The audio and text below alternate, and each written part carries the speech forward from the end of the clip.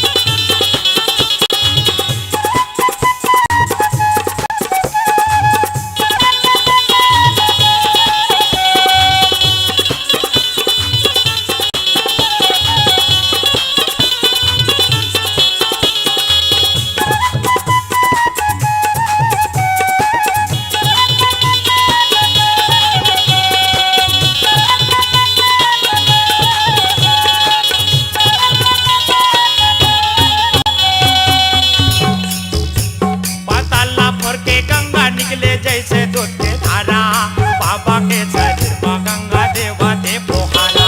पताला फोड़ के गंगा निकले जैसे दूध के धारा बाबा के शरीर गंगा देवा दे पोहारा। पताला फोड़ के गंगा निकले जैसे दूध के धारा बाबा के शरीर गंगा देवा दे पोहारा।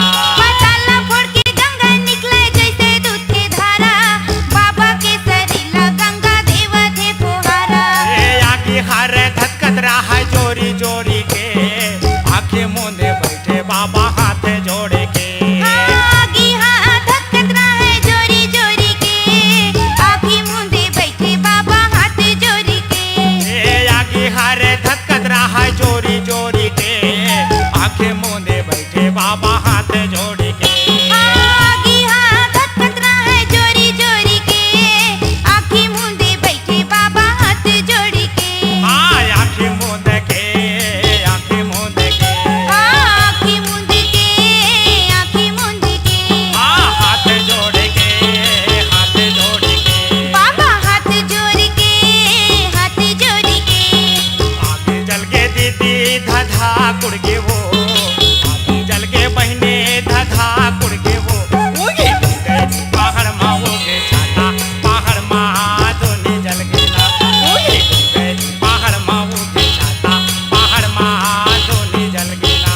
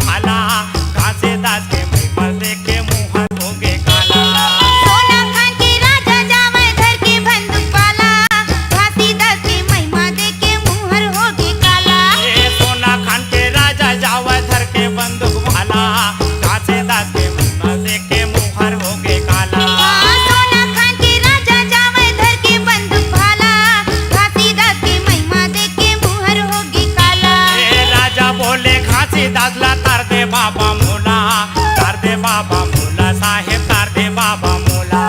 राजा बोले घासीदासला तर दे बाबा मोला, तर दे बाबा मोला तेहा तर दे बाबा मोला. राजा बोले घासी दासला तार दे बाबा मोला, तार दे बाबा